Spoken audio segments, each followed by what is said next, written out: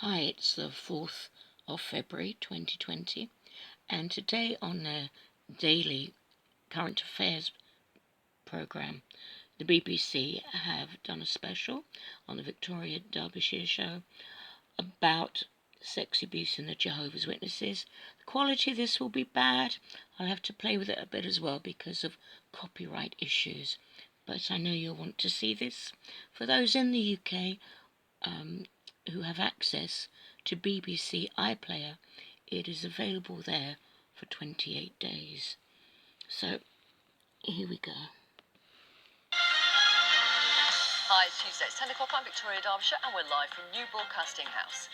This programme can reveal that at least 20 ex-Jehovah's Witnesses are suing the church over child sexual abuse.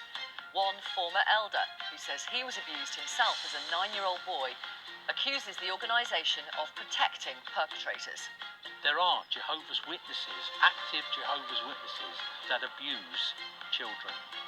And I know for a fact now that there are parents that haven't done anything about the abuse of their children by others because they don't want to bring reproach on Jehovah's name. That's it.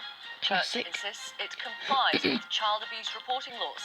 We'll bring you the full story in 5 minutes. Also today, an inquiry into used by a ministerial servant for 4 years. I found the courage to tell my dad what was happening. Luckily, he ignored the elder's persistent request to keep it within the organisation and contacted the police. The ministerial servant was only found guilty of one incident, as that was the only date my teenage brain could pin down specifically. As far as I know, he's still practising in the religion and is serving as an elder himself, which really makes me worry for current and future victims in the organisation. And this, I was an elder, and I reported a child abuser. I was deleted as an elder, That happens. and I was told I was not loyal, and I don't qualify to be an elder. In Ireland. And one more, I fell victim to this, also aged 10. I'm not sure what became of the perpetrator, but when his actions became known, there was essentially a cover-up. The authorities were never informed. If memory serves correctly, he wasn't even disfellowshipped, which means expelled from the congregation. Priorities A. There are more as well. We will read some through the programme. Do get in touch, as I said. Victoria@bbc.co.uk. You can message us on Twitter, #VictoriaLive, as I said, if you wish to remain anonymous.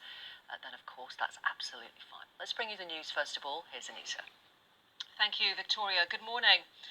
The government...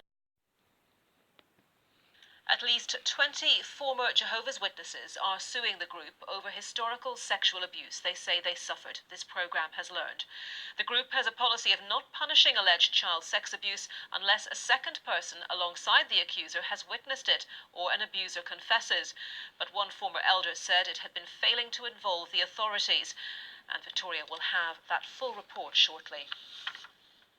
The programme can reveal that at least 20 ex-Jehovah's Witnesses are suing the religious organisation over historical sexual abuse by senior figures in the organisation. We've spoken to 2 women who were abused, one from the age of 8. A former elder who served in the organisation for 55 years has revealed for the first time that he too was sexually abused as a boy. The survivors told us that a 2-witness rule set by the main governing body of the religion means there must be 2 witnesses to any sin in order for elders of the congregation to take action. The head of Parliament's all-party parliamentary group for adult survivors of sexual abuse has described it as a system that allows abusers to flourish. Our reporter Claire Jones has this exclusive film which contains some strong language. The Jehovah's Witnesses, a religious group that asks believers for their devotion, their loyalty, and to faithfully follow the teachings of the Bible. Jehovah's Witnesses' beliefs can be used to easily manipulate vulnerable people. If witnesses ever leave the organisation, they are shunned. And it sadly has led people to commit suicide. Well said. But now, we've learnt that at least 20 former members who were sexually abused are suing the organisation. And hundreds more around the world. I've never spoken publicly about this before Very to brave. my family. I was sexually abused from the ages of around 8 and my parents would be in the next room. I use the word buggered because that is exactly what happened. Some believe the church has protected the perpetrators. There are parents that haven't done anything about the abuse of their children by others because they don't want to bring reproach on Jehovah's name. Their systems allow abusers to flourish.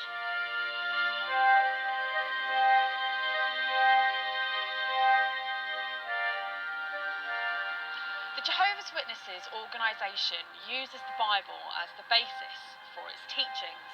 Each group meet in what's called a kingdom hall, and that's made up of elders, ministerial servants, and then ordinary members of the congregation.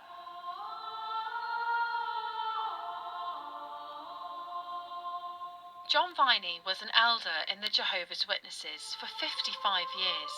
His daughter, Karen, was sexually abused by another elder within the congregation. She reported the abuse and then wanted to leave the group. John disowned her, which he has regretted ever since. When I was an elder, as a dad, I put being an elder absolutely first, and that was a mistake.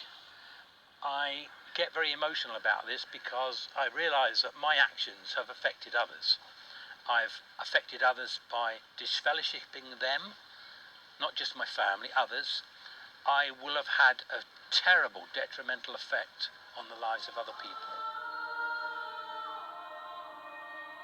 I was sexually abused while I was a Jehovah's Witness from the ages of around 8 to around 12. The situation that I was put in was to help this man make tea for everybody after the Bible study. So he would use that opportunity while everybody else was in the next room to touch everywhere that he wasn't supposed to touch. And my parents would be in the next room.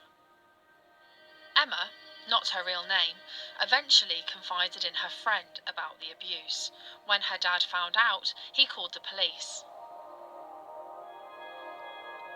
Elders found out about the allegations and arrived at Emma's house to find out more.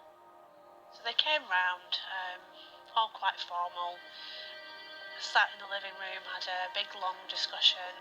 They go through a lot of scripture about why we should sort of maybe deal with it in-house, and we don't need to be following the laws of the land. But they do ask you to go into a lot of detail, where you were touched, to what extent the abuse was, the location, and they ask you to thoroughly explain everything.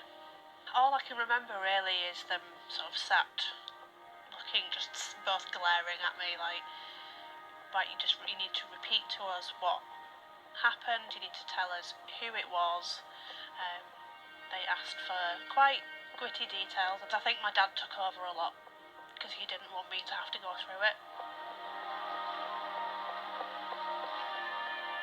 Emma's abuser eventually pleaded guilty and was imprisoned for 2 years, but later returned to the organisation. Julie, also not her real name, was sexually abused by an elder as a child and was forced to stay quiet. It started from about 8. And how long did that abuse go on for? For several years. I think until I kind of got old enough to think, hang on a minute, this isn't right. So it wasn't until probably senior school where I kind of got savvy enough to start giving this guy a bit of a wide berth. Julie finally reported what happened to her to the police, concerned he may reoffend. This man that had sexually abused us all as children now had access to his granddaughter, who was sleeping in his house on a weekly basis. The police responded very quickly and put in safeguarding measures. The way I understood it was that he wasn't allowed to be on his own with her whilst the investigation went forward. Anyway, fast forward a year and he went to trial. He was convicted and he was sent to prison.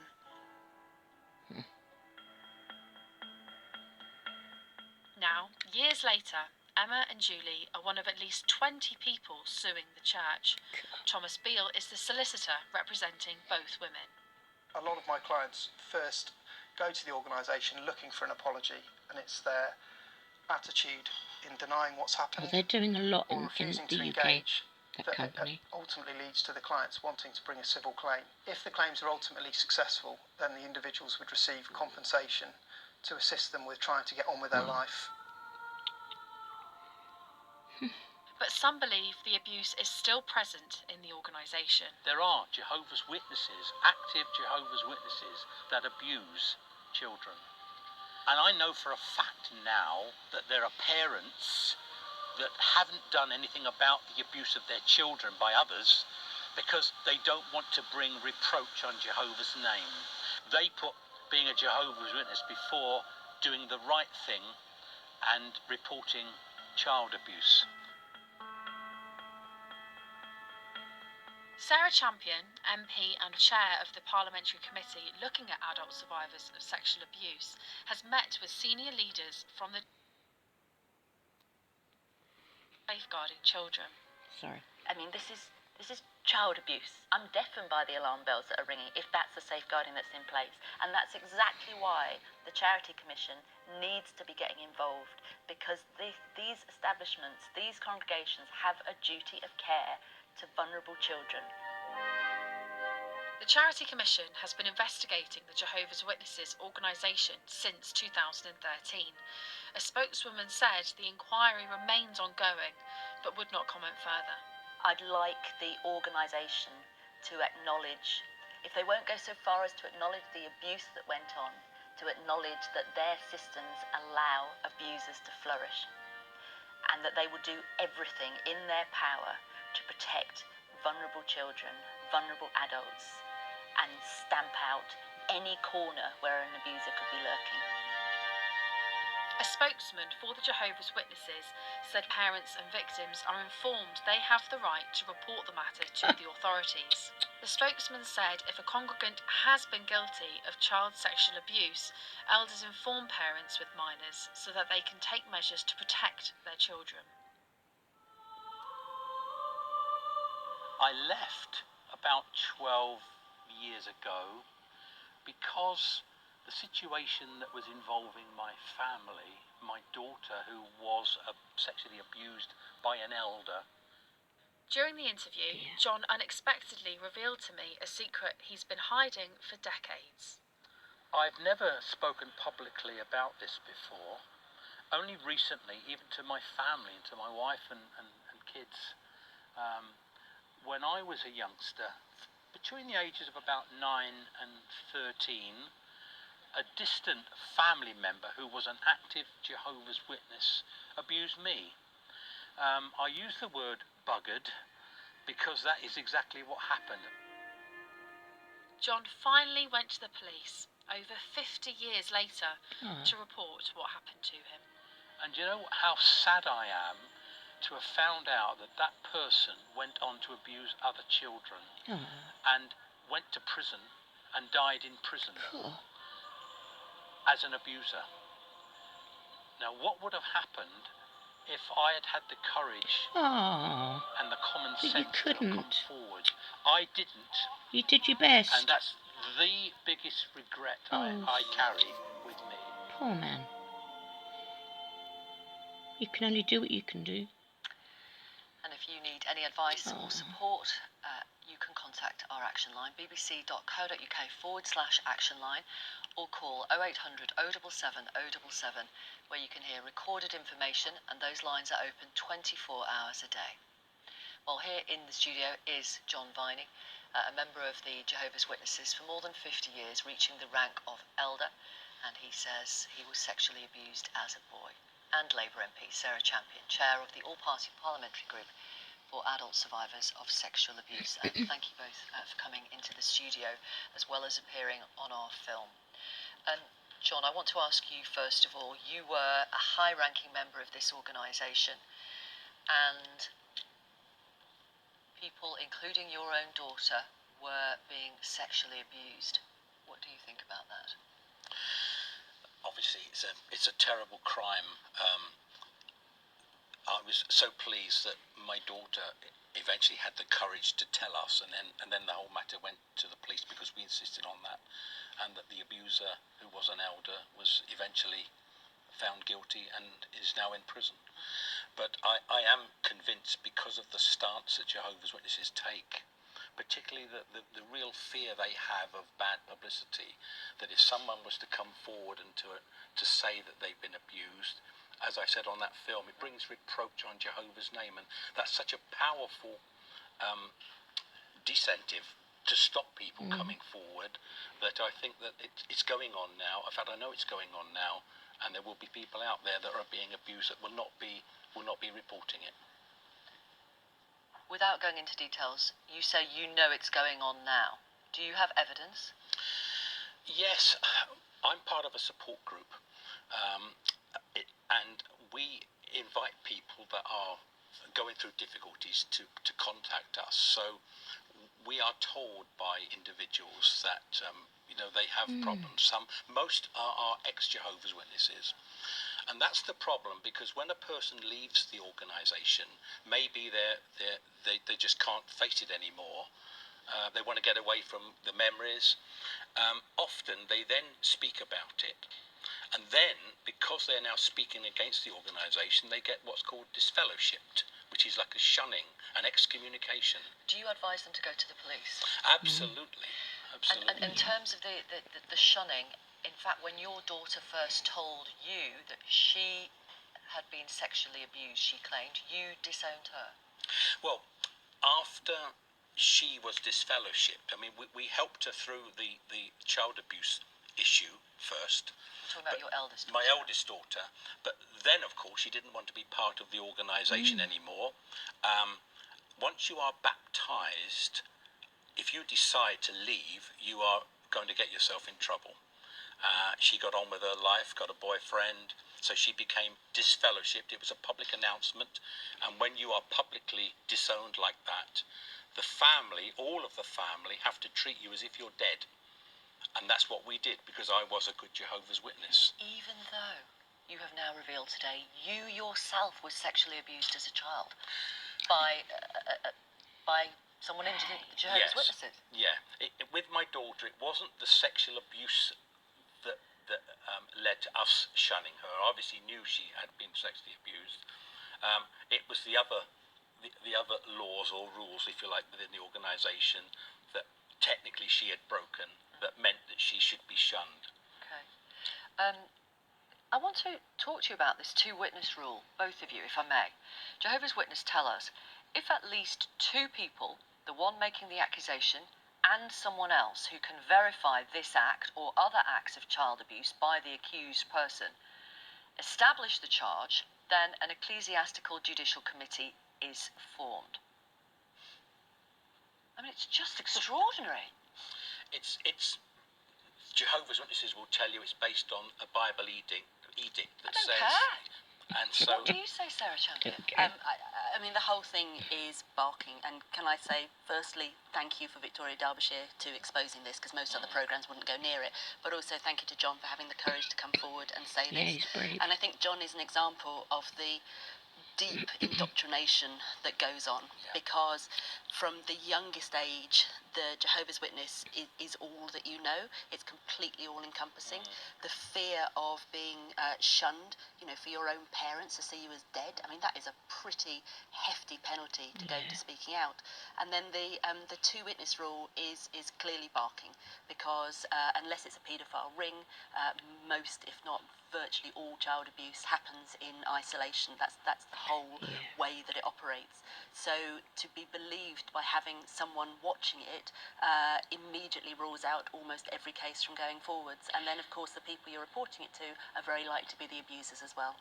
And they also told us the only way that a child abuser can gain access to children in a religious organisation like ours, which does not have any programmes that separates children from their parents, is through the parents themselves, i.e., to me that suggests, i.e., parents have given some kind of permission or they are complicit.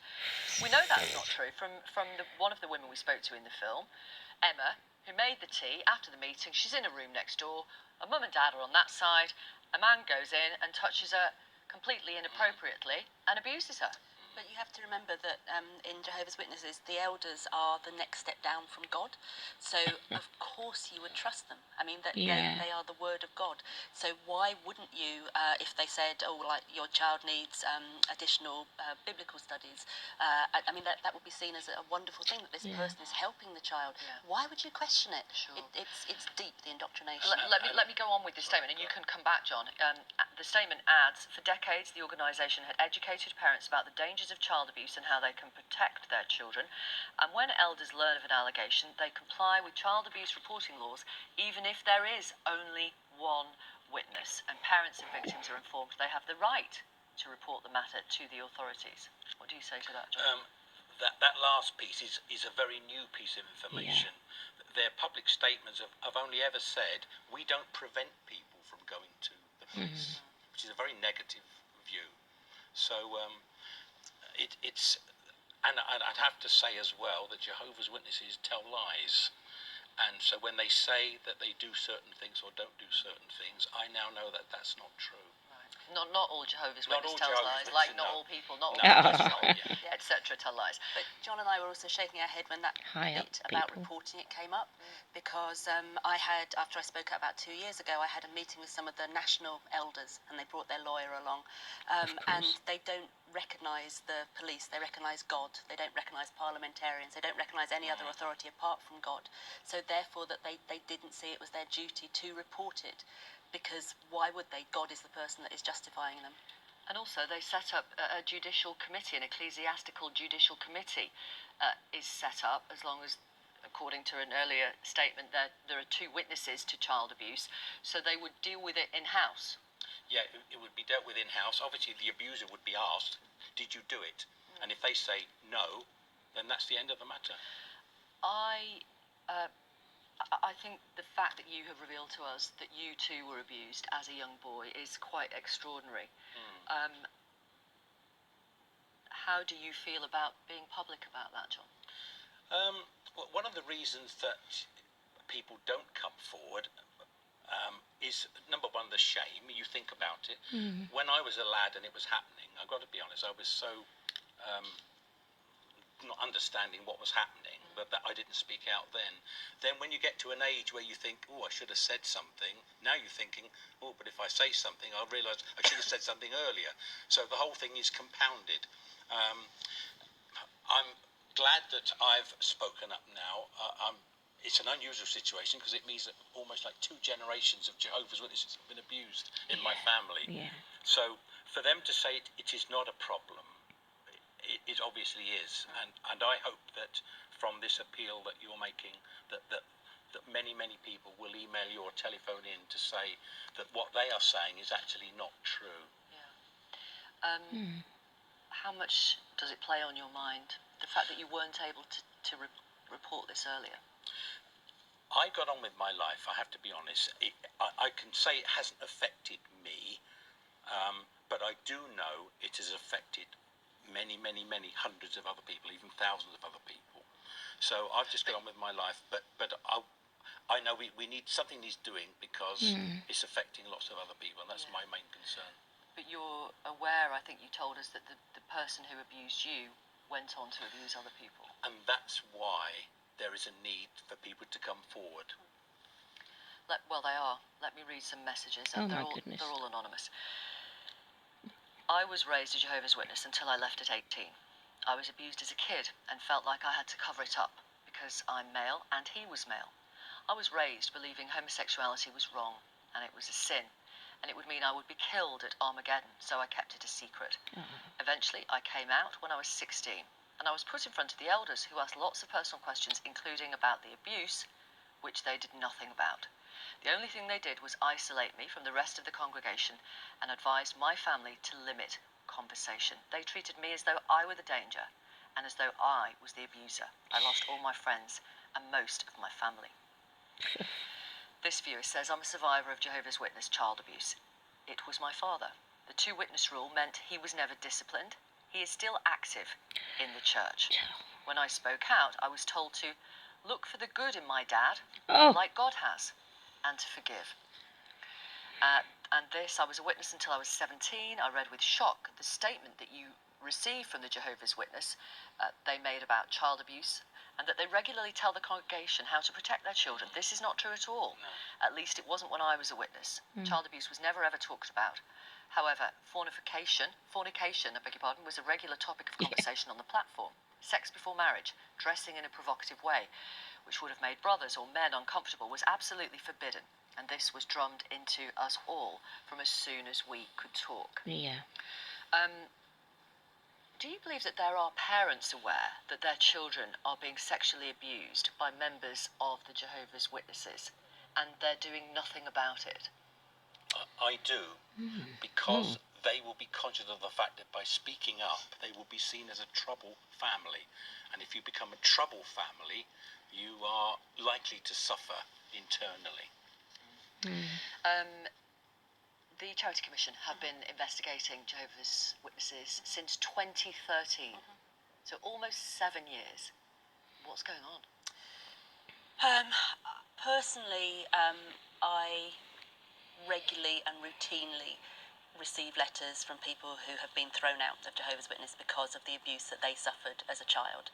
I would be recommending that they do go to the Charity Commission. I know that the Charity Commission has had many, many concerns about this, as have the police. And for me, this is where the problem lies. The Charity Commission can only judge whether or not they're meeting their charitable objectives.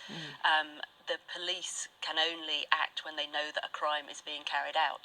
So the Jehovah's Witnesses are playing a very delicate game at the moment of not publicly breaching either of those. So you've seen in your But piece... if there's a safeguarding issue, that should be an issue also for the Charity Commission. Well, I know that the police are doing a very broad investigation at the moment, and if I could make a plea to everybody that's watching this or knows people that have been in this situation to either email me, email the programme, and we'll pass it on to those officers. Would you like to see the Jehovah's Witness organisation stripped of their charitable status?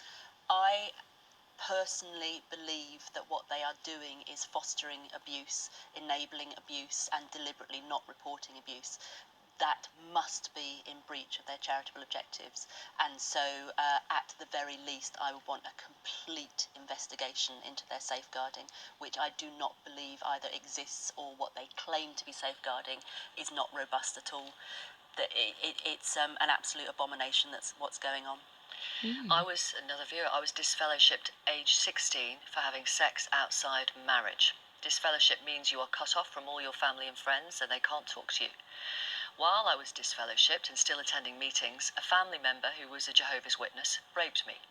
I was told not to report this to the police. I was made to wait another 2 months before I was reinstated into the congregation. He was disfellowshipped but then reinstated, and the crime was not allowed to be reported.